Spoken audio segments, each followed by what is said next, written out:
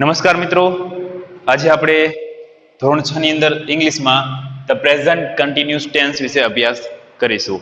તો ચાલો મિત્રો, અત્યારે આપણે પહેલા જે કાળ ભણી ગયા એની સહેજ ટૂંકમાં માહિતી લઈ લઈએ. સૌથી પહેલો જે કાળ હતો એ હતો સાદો વર્તમાન કાળ. સાદા વર્તમાન કાળની અંદર જે ક્રિયા દરરોજ થતી હતી, અવારનવાર થતી હતી, સમયાંતરે થતી હતી, એની માહિતી હતી. ત્યારબાદ આપણે આવ્યો સાદો ભૂતકાળ, એટલે કે જે ક્રિયા ભૂતકાળની અંદર બની ગઈ હતી, બરોબર, એના માટે કયો કાળ હતો? તો સિમ્પલ પાસ્ટ ટેન્સ, એટલે કે સાદો ભૂતકાળ. ત્યારબાદ આપણે આજે વાત કરશી ધ પ્રેઝન્ટ કન્ટિન્યુઅસ ટેન્સ, એટલે ચાલુ વર્તમાન કાળ. હવે યાદ રાખજો મિત્રો, ચાલુ વર્તમાન કાળ કોને કહીશી? ચાલુ વર્તમાન કાળ એટલે કે બોલતી વેળાએ જે ક્રિયા ચાલુ છે તેને દર્શાવવા માટે ચાલુ વર્તમાન કાળનો ઉપયોગ થાય છે. બોલતી વેળાએ એટલે અત્યારે જો હું બોલું છું કે હું ભણાવી રહ્યો છું, હું ભણાવી રહ્યો છું, ક્રિયા કેવી છે? ચાલુ છે. તો કયો કાળ થયો? ચાલુ વર્તમાન કાળ. ફરી યાદ રાખજો, નજર સમક્ષ જે ક્રિયા બની રહી છે, નજર સમક્ષ જે ક્રિયા થઈ રહી છે તેને દર્શાવવા માટે ચાલુ વર્તમાન કાળનો ઉપયોગ થાય છે. પંખો ફરી રહ્યો છે, મિત દોડી રહ્યો છે, તેઓ ક્રિકેટ રમી રહ્યા છે, હું પાણી પી રહ્યો છું, તમે મને સાંભળી રહ્યા છો. તો આ કયો કાળ થયો? ચાલુ વર્તમાન કાળ થયો. ફરી એકવાર, બોલતી વેળાએ અથવા તો નજર સમક્ષ જે ક્રિયા ચાલી રહી છે તે દર્શાવવા માટે ચાલુ વર્તમાન કાળનો ઉપયોગ થાય છે, જેને ઇંગ્લિશની અંદર ધ પ્રેઝન્ટ કન્ટિન્યુઅસ ટેન્સ કહેવામાં આવે છે. તો ચાલો જોઈએ.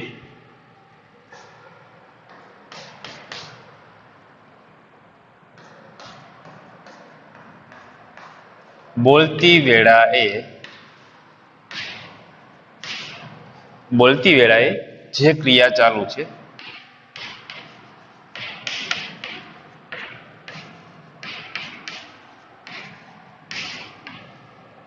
અથવા તો જે ક્રિયા નજર સમક્ષ બની રહી છે, જે ક્રિયા નજર સમક્ષ બની રહી છે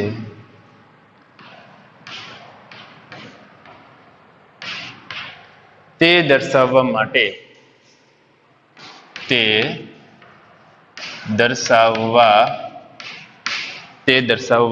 માટે ચાલુ વર્તમાન કાળનો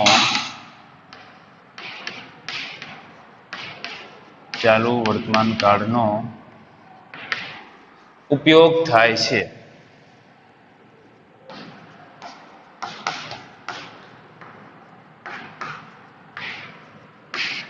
જો મિત્રો, શું કીધું છે? બોલતી વેળાએ જે ક્રિયા ચાલુ છે અથવા તો નજર સમક્ષ જે ક્રિયા થઈ રહી છે.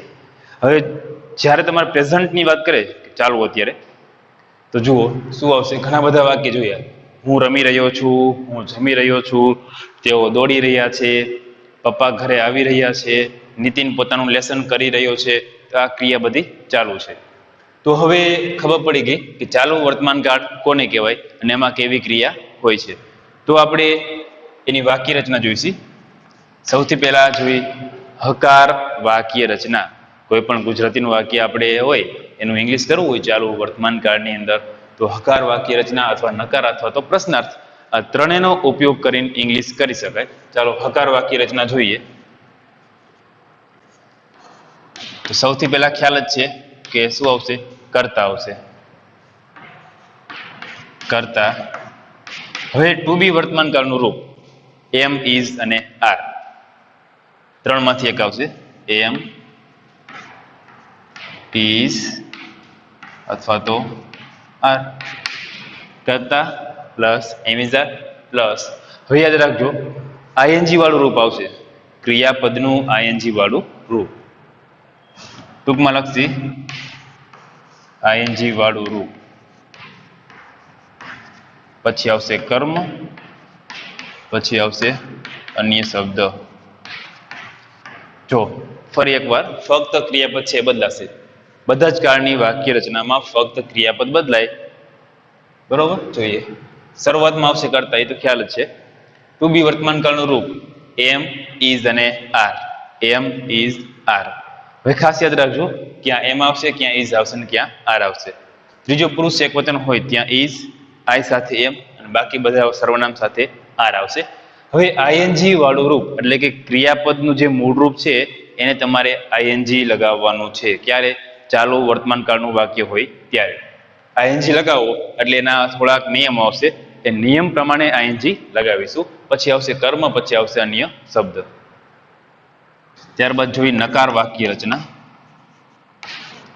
નકાર વાક્ય રચના જોઈએ તો એમાં પણ શરૂઆતમાં ખબર છે બધાને કે શું આવશે? કર્તા આવશે. કર્તા પછી આવશે એમ, ઇઝ, આર. જે હકારમાં ઉપયોગ કરી છે એના વડે જ નકાર બનશે. એમ, ઇઝ, આર. હવે નકાર છે તો શું આવશે? નોટ આવશે. પ્લસ હવે જુઓ ક્રિયાપદનું કેવું રૂપ આવશે તો કે ચાલુ વર્તમાન કાળની અંદર ક્રિયાપદનું આઈએનજી વાળું રૂપ આવે. હકાર હોય, નકાર હોય કે પ્રશ્નાર્થ હોય, બધે જ આઈએનજી વાળું રૂપ આવશે. ક્રિયાપદનું આઈએનજી વાળું રૂપ. પછી આવશે કર્મ, પછી આવશે અન્ય શબ્દ. સમજાણું મિત્રો? ફરી એકવાર, કર્તા, પછી એમિઝાર, પછી નોટ પ્લસ ક્રિયાપદનું આઈએનજી વાળું રૂપ, પછી કર્મ, પછી અન્ય શબ્દ. ત્યારબાદ જોઈ પ્રશ્નાર્થ વાક્ય રચના. તો જેમ સાદા વર્તમાન કાળમાં આપણે કરતા ડુડસને વાક્યની શરૂઆતમાં લેતા, ત્યારબાદ એ જે સાદા ભૂતકાળની અંદર ડીડ ક્યાં આવતું? વાક્યની શરૂઆતમાં. તો આમાં એમિઝાર છે એ ક્યાં આવશે? પહેલા આવશે. એમિઝાર પ્લસ કર્તા, પછી ક્રિયાપદનું કેવું રૂપ આવશે? આઈએનજી વાળું રૂપ. પછી આવશે કર્મ,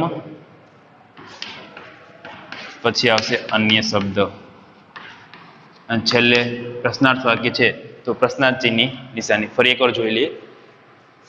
એમિઝાર પ્લસ કર્તા પ્લસ ક્રિયાપદનું આઈએનજી વાળું રૂપ પ્લસ કર્મ પ્લસ અન્ય શબ્દ પ્લસ પ્રશ્નાર્થ ચિહ્નની નિશાની.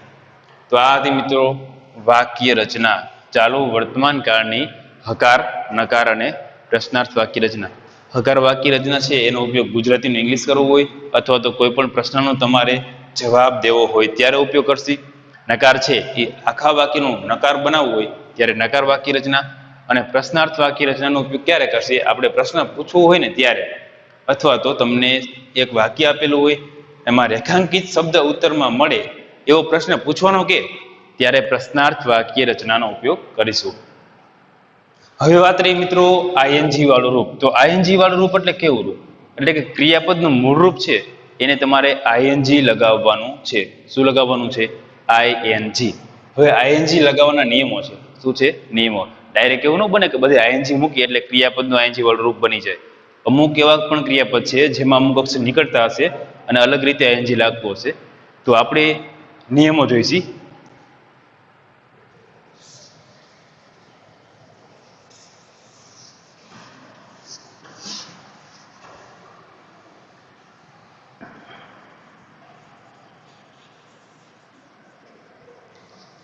ખાસ મિત્રો યાદ રાખજો, સાદો વર્તમાન કાળ અને સાદો ભૂતકાળ આ બંનેમાં થોડા ઘણા નિયમ થોડા અંશે સેમ હતા. ચાલો વર્તમાન કાળની અંદર જે આઈએનજી ના નિયમ આવશે એ સાવ અલગ હશે. તો જોઈએ નિયમ પહેલો.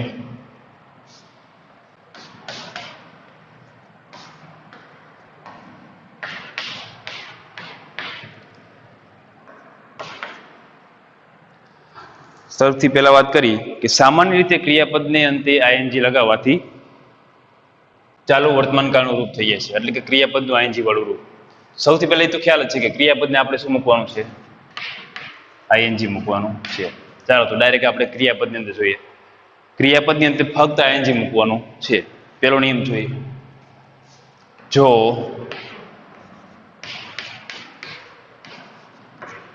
ક્રિયાપદને અંતે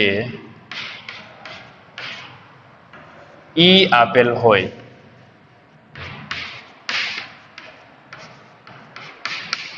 જો પહેલો જ નિયમ કીધો છે, સાદા વર્તમાન કાળમાં અને સાદા ભૂતકાળમાં બંનેમાં નિયમ હતો. જો ક્રિયાપદને અંતે ઈ આપેલ હોય તો ઈ કાઢી આઈએનજી મૂકવો.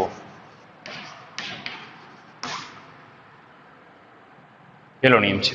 શું કીધું છે? જો ક્રિયાપદને અંતે ઈ આપેલ હોય તો શું કરવાનું? ઈ કાઢી આઈએનજી મૂકવું. યાદ રાખજો, સાદા વર્તમાન કાળમાં ઈ હોત તો ફક્ત એસ મૂકતા, સાદા ભૂતકાળમાં ઈ હોય તો ડી મૂકતા. પણ ચાલુ વર્તમાન કાળમાં આખો અલગ નિયમ છે. જો ક્રિયાપદની અંતે ઈ આપેલું હોય તો ઈ કાઢી નાખવાનું છે, ઈ હોતા આઈએનજી મૂકવાનું નથી. એક્ઝામ્પલ તરીકે વાક્ય જોઈએ. ટેક છે, TAKE, ટેક. હાલો આપણે આઈએનજી મૂકી તો ક્રિયાપદની અંદર જો કયો છેલ્લો અક્ષર આપેલો છે? ઈ આપેલો છે. ઈ કાઢી શું મૂકશી? આઈએનજી. TAKING, taking. જો ઈ છે તો ઈ કાઢી આઈએનજી, ઈ હોતા આઈએનજી આવશે નહીં. હજી એક ઉદાહરણ જોઈએ. Make, MAKE. મેક એટલે થાય બનાવવું. મેક એટલે થશે બનાવવું. હવે ક્રિયાપદની અંતે છેલ્લો અક્ષર જો કયો આપેલો છે? ઈ આપેલો છે તો ઈ કાઢી શું મૂકશી? આઈએનજી મૂકશી. જોઈએ. મેકિંગ એટલે કે MAKING, ઈ નીકળી જશે, ઈ હારે આઈએનજી મૂકવાનું નથી. આ તો આપણો પહેલો નિયમ. ત્યારબાદ આપણે હવે બીજો નિયમ જોઈશું. હવે બીજો નિયમ જો ક્રિયાપદને અંતે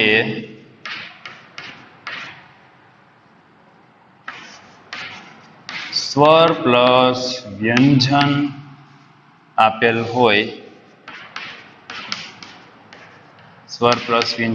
હોય, તો છેલ્લો વ્યંજન બેવડાવી આઈએનજી મૂકવું. આ નિયમમાં ખાસ યાદ રાખજો, ભૂલ ન કરતા. તમને શું કીધું છે? જો ક્રિયાપદને અંતે સ્વર પ્લસ વ્યંજન, આનો મતલબ કે ક્રિયાપદનો જે છેલ્લો અક્ષર છે એ વ્યંજન આપેલો હોય અને છેલ્લા વ્યંજનની આગળ સ્વર આપેલો હોય તો છેલ્લો વ્યંજન તમે જે ક્રિયાપદનો છે એને બેવડાવી અને શું મૂકશી? આઈએનજી મૂકશી. ઉદાહરણ તરીકે જોઈએ. સીટ છે અને કટ. બે ઉદાહરણ જોઈએ, સીટ અને કટ. પેલું ઉદાહરણ જો SIT, સીટ આપેલું છે. ક્રિયાપદને અંતે છેલ્લો અક્ષર કેવો આપેલો છે? ટી એટલે કે વ્યંજન. એના આગળનો શબ્દ શું છે? સ્વર. આખા ક્રિયાપદમાં એક જ સ્વર છે એટલે બેવડાશે અને આવશે આઈએનજી, સિટિંગ. SITTING. બીજું આપેલું છે કટ, CUT. ક્રિયાપદનો છેલ્લો અક્ષર જો વ્યંજન આપેલો છે, આ વ્યંજન આગળ સ્વર છે, હા આખા ક્રિયાપદમાં એક જ સ્વર છે તો બેવડાશે, CUTTING, કટિંગ. ફરી એક વસ્તુ યાદ રાખજો, બે સ્વર ભેગા થાય ક્રિયાપદની અંદર તો બેવડાશે નહીં, ફક્ત શું લાગશે? આઈએનજી. ત્યારબાદ આપણે ત્રીજો નિયમ જોઈશું.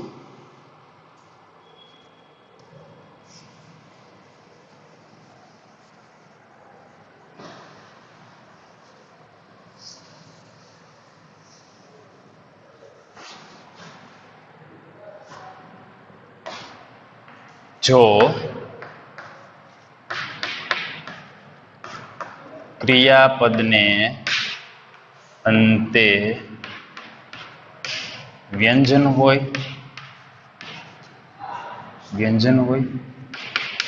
અને તેની આગળ બે સ્વર આપેલા હોય,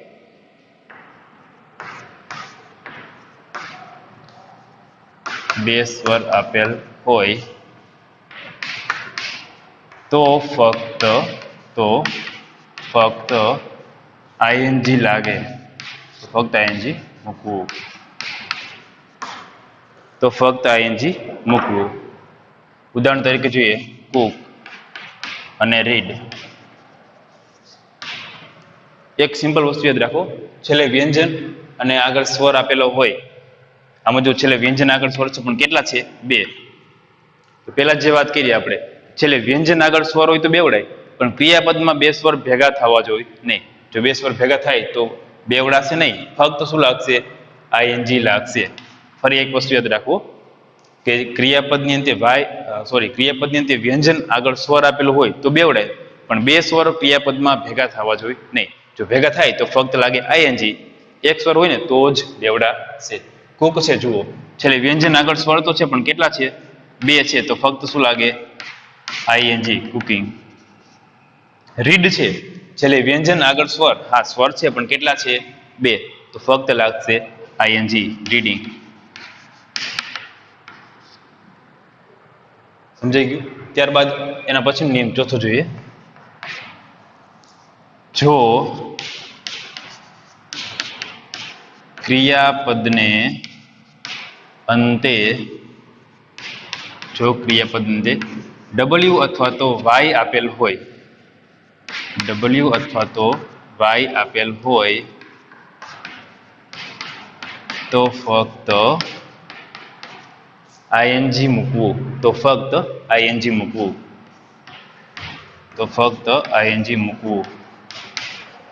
ફરી યાદ રાખજો મિત્રો, તમને શું કીધું છે નિયમની અંદર, જો ક્રિયાપદની અંદર W અથવા તો Y આપેલો હોય, બરોબર, તો તમારે એ વ્યંજન તરીકે જોવાના નથી, ફક્ત શું મૂકવાનું? આઈએનજી મૂકવાનું છે. એક્ઝામ્પલ તરીકે જોઈ, પ્લે અને છે ડ્રો, 2 ક્રિયાપદ આપેલા છે, પ્લે અને ડ્રો. પ્લે જુઓ, ક્રિયાપદની અંદર શું આપેલું છે? Y આપેલો છે, તો ફક્ત શું લાગે? ING, playing. સાદા વર્તમાન કાળની જેમ નથી કરવાનું આપણે કે છેલ્લે Y આપેલો છે ને આગળ સ્વર આપેલો છે, ના. ચાલુ વર્તમાન કાળની અંદર તમને કીધું જ છે કે ક્રિયાપદની અંદર W કે Y દેખાય તો ફક્ત મૂકવું આઈએનજી. Y ની આગળ સ્વર કે વ્યંજન એવું કાંઈ જોવાનું નથી, ફક્ત W કે Y હોય તો ફક્ત શું મૂકશે? આઈએનજી મૂકશે. પછી એવું ન કહેતો છેલ્લે અહીંયા વ્યંજન આપેલો છે, અહીંયા સ્વર આપેલો છે અને આખા ક્રિયાપદમાં એક જ સ્વર છે, ના. કારણ કે W અને Y નો જે નિયમ છે આપણને અલગથી આપેલો છે, એટલે W કે Y દેખાય ચાલુ વર્તમાન કાળની અંદર એટલે ફક્ત આઈએનજી પ્રત્યે મૂકશે. ડ્રો છે, DRAW આપેલો છે, W કે Y હોય તો ડાયરેક્ટ શું આવે? આઈએનજી. તમારે કંઈ સ્વર વ્યંજન જોવાનું નથી. થઈ ગયું ડ્રોઈંગ? જોઈએ આગળ.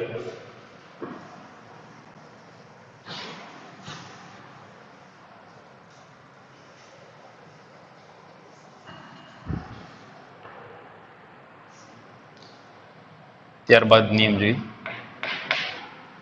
જો ક્રિયાપદને અંતે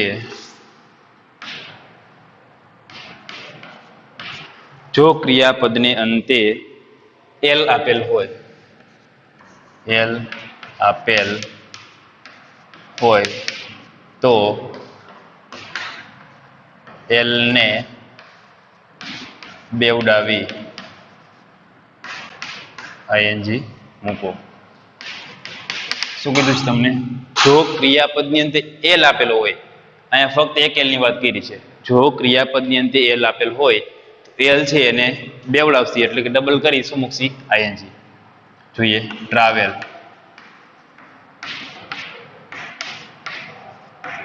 અને કોમ્પેર. ક્રિયાપદની અંદર ફક્ત છેલ્લો અક્ષર જોવાનો છે. એક L આપેલો છે, હા, તો L આપેલો હોય તો બેવડાવી અને શું મૂકશી? આઈએનજી મૂકશી. આગળ સ્વર છે કે વ્યંજન એ જોવાનું નથી. જુઓ ટ્રાવેલ છે,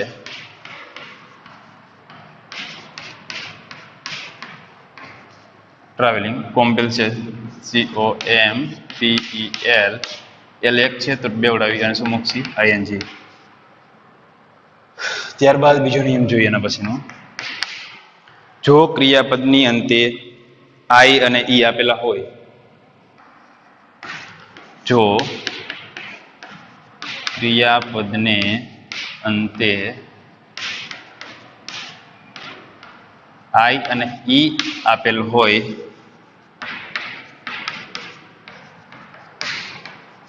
તો Y કરી આઈએનજી મૂકવું. તો એનો વાય કરી અને શું મૂકશી આઈએનજી. એક્ઝામ્પલ તરીકે જોઈએ ટાઈ TIE અને લાઈ જોઈએ તો TYING ટાઈંગ. ક્રિયાપદની અંતે આઈ અને ઈ આપેલા હોય તો શું કરશે આઈ નીકળી જશે એની જગ્યાએ આવશે વાય અને ક્રિયાપદનું આઈએનજી વાળું રૂપ. ટાઈ છે તો ટાઈંગ, લાઈ આપેલું છે તો આઈ નીકળી જશે અને શું આવશે વાય LYING ટાઈંગ અને લાઈંગ. સમજણ પડી મિત્રો? તો મિત્રો આ હતા ચાલુ વર્તમાન કાળના નિયમ. ફરી એકવાર આપણે જે નિયમ છે એ ટૂંકમાં માહિતી મેળવી જોઈએ.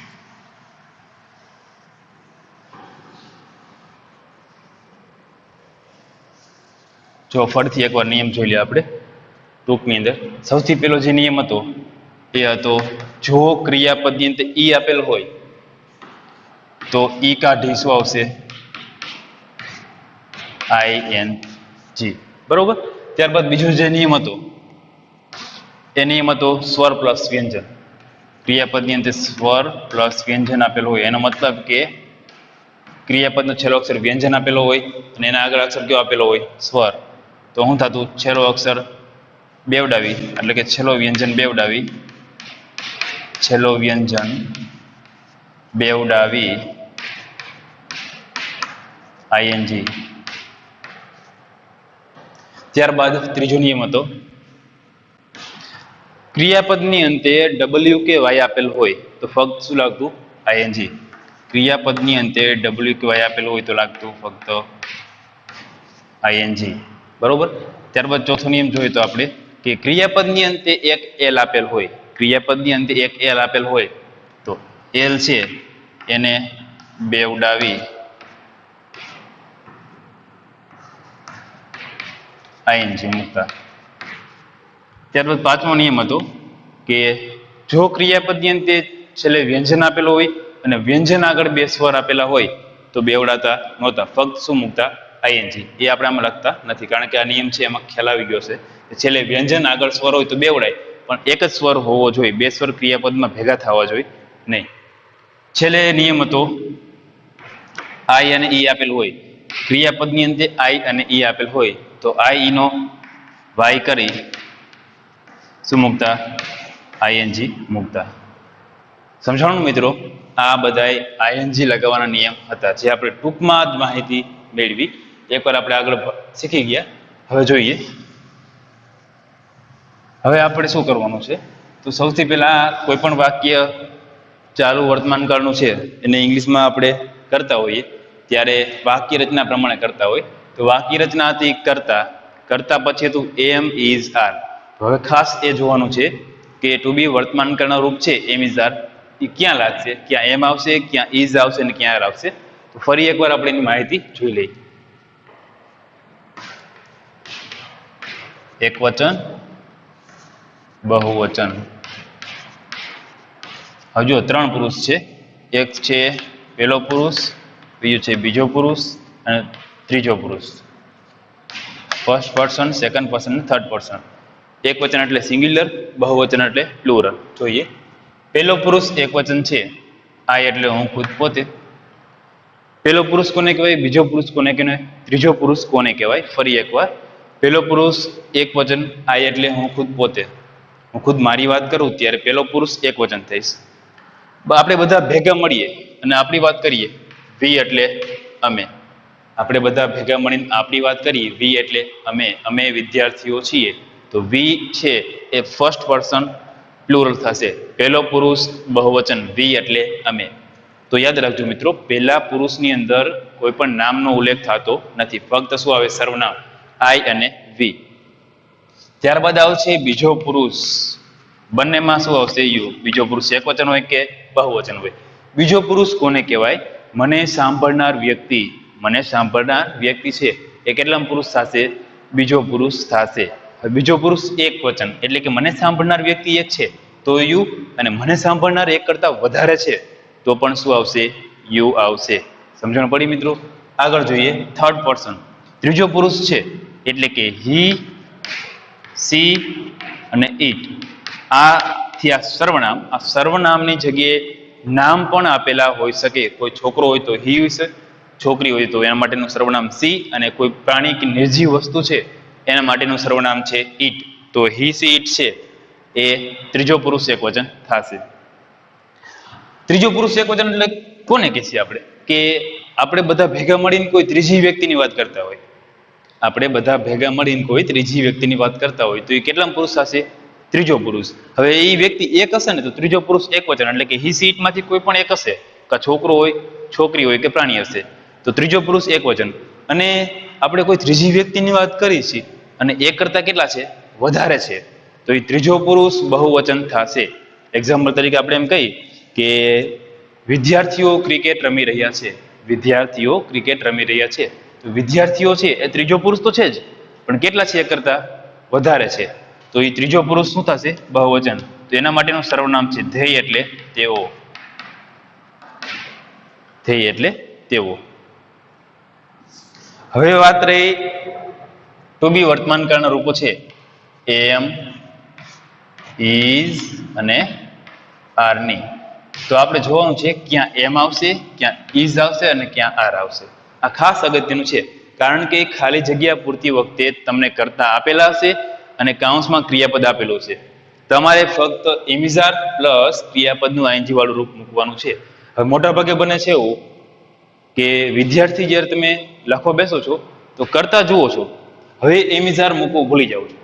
ઘણી વાર યાદ રાખજો, તમે એમિઝાર મૂકવું ભૂલી જાઓ છો, ડાયરેક્ટ ક્રિયાપદને આઈએનજી વાળું રૂપ મૂકી દો છો.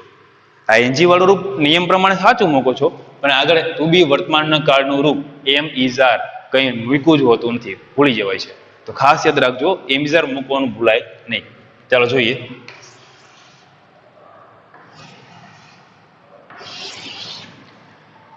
પેલો પુરુષ એકવચન છે આઈ, ત્યાં શું આવશે? જુઓ શું આવશે? એમ. પેલો પુરુષ એકવચન આઈ છે, ત્યાં આવશે એમ. એમ એટલે છું, એમ એટલે છું. હવે જોઈએ ઇઝ ક્યાં આવશે? એમ ની વાત થઈ ગઈ, પેલો પુરુષ એકવચન હોય ત્યાં એમ આવે. હવે ઇઝ છે, ડાયરેક્ટ આપણે લાઈન મળે છે, આ રીતે જોઈશે. પછી ફરી જોઈ લઈએ એકવાર, ઇઝ ક્યાં આવશે? ઇઝ છે એ ત્રીજો પુરુષ એકવચન હોય ત્યાં શું આવશે? ઇઝ આવશે. એટલે કે હી સી ઇટ આ કેટલામ પુરુષ થાય? ત્રીજો પુરુષ એકવચન થાય, ત્યાં શું આવશે? ઇઝ. ચાલો એક વાક્ય કહું છું તમને કે અર્પિત જુનાગઢ જઈ રહ્યો છે. અર્પિત જુનાગઢ જઈ રહ્યો છે, તો અર્પિત કેટલામ પુરુષ કેટલા વચન થશે? વિચારો. અર્પિત જુનાગઢ જઈ રહ્યો છે, તો અર્પિત છે કેટલામ પુરુષ કેટલા વચન થશે? વિચારી લીધું? જુઓ, અર્પિત થાય ત્રીજો પુરુષ એકવચન. અર્પિત ત્રીજો પુરુષ એકવચન થાય. બીજું વાક્ય બોલું છું કે તેઓ ઘરે પરત ફરી રહ્યા છે. તેઓ ઘરે પરત ફરી રહ્યા છે, તો કેટલામ પુરુષ થશે? હા, ત્રીજો પુરુષ બહુવચન. તેઓ એટલે કોણ છે? ત્રીજો પુરુષ તો છે, પણ એક કરતા કેટલા છે? વધારે. તો ધ્યેય છે એ ત્રીજો પુરુષ બહુવચન છે. તો જુઓ અહીંયા ઇઝ ક્યાં આવશે? ત્રીજો પુરુષ એકવચન હોય ને ત્યાં ઇઝ આવે. યાદ રાખજો ફરી, ત્રીજો પુરુષ એકવચન હોય ત્યારે શું આવશે? ટુ બી નું રૂપ ઇઝ આવશે. હી સી ઇટ ત્રીજો પુરુષ એકવચન છે. બે છોકરાના નામ આપેલા હશે તમને કર્તા તરીકે, તો એ ત્રીજો પુરુષ તો ગણાશે, પણ એકવચન હશે નહીં. જો ઇઝ છે એ ત્રીજો પુરુષ એકવચન હોય એટલે કે હી સી ઇટ ત્યાં આવશે ઇઝ. હવે બાકી બધે શું આવશે? આર. આ સિમ્પલ યાદ રાખવા માટે આપણે કીધું કે એમ છે એ ફર્સ્ટ પર્સન સિંગ્યુલર, પેલો પુરુષ એકવચન છે ત્યાં શું આવશે? એમ આવશે. ઇઝ છે એ ત્રીજો પુરુષ એકવચન હોય, હી સી ઇટ ત્યાં આવશે ઇઝ. બાકી બધે આવશે આર. જુઓ, we are, you are, you are, he see it આયરે તો આપણે ઇઝ આવ્યું, ધ્યેય છે એના આયરે આવશે આર. સમજાણું મિત્રો? ફરી એકવાર જોઈ. આઈ સાથે આવશે એમ, વી સાથે આવશે આર, યુ છે એની હારે આવશે આર, યુ હારે આર, હી સી ઇટ ત્રીજો પુરુષ એકવચન છે ત્યાં આવશે ઇઝ, અને ધ્યેય છે ત્યાં આવશે આર. ફરી એક વસ્તુ યાદ રાખો મિત્રો, ચાલુ વર્તમાન કાળ એટલે કે જે ક્રિયા બોલતી વેળાએ અથવા તો નજર સમક્ષ થઈ રહી છે તેના માટે ચાલુ વર્તમાન કાળનો ઉપયોગ કરીએ છીએ. ત્યારબાદ એવી વાક્ય રચનાની વાત આવે તો એકદમ સાવ સહેલી જ વાક્ય રચના છે, કારણ કે કર્તા પછી એમિઝાર પછી ક્રિયાપદનું આઈએનજી વાળું રૂપ. હકાર, નકાર અને પ્રશ્નાર્થ આ ત્રણેય વાક્ય રચનાની અંદર આઈએનજી લાગે છે. એટલે તમારે કંઈ સાદા વર્તમાનકાળની જેમ કંઈ એવું ટેન્શન નથી કે ક્રિયાપદનું કેવું રૂપ આવશે. બધે જ સરખું રૂપ આવશે. હકાર હોય, નકાર હોય કે પ્રશ્નાર્થ હોય, ખાલી વાક્ય રચનામાં ફેરફાર કરવાનો છે. ત્યારબાદ આપણે વાત કરી તો નિયમોની. તો નિયમ છે એકદમ ઇઝી છે, બરોબર. 4 કે 5 નિયમ છે. એ નિયમ પ્રમાણે આપણે આઈએનજી મૂકી એટલે વાક્ય તમારું બની જશે. ત્યારબાદ વાત કરી પ્રોનાઉન, સર્વનામના કોષ્ટકની. તો એકવાર જોઈ લઈએ એમ ઇઝ આર છે એના ઉપયોગ કઈ જગ્યાએ થાય. એમ છે એ ફર્સ્ટ પર્સન સિંગ્યુલર, પહેલો પુરુષ એકવચન. આઈ છે ત્યાં આવશે એમ. ઇઝ છે એ ત્રીજો પુરુષ એકવચન છે, હી સી ઇટ ત્યાં આવશે ઇઝ. અને આર છે એ બાકી બધા સર્વનામ છે ત્યાં આવશે. તો આ વાત હતી આપણે પ્રોનાઉન, સર્વનામના કોષ્ટકની, જેની અંદર આપણે ટુ બી વર્તમાન કાળનું રૂપ એમ ઇઝ આર મૂક્યું હતું. તો હવે આવતા લેક્ચરની અંદર ખાલી જગ્યા છે એ હવે આપણે જોઈશું.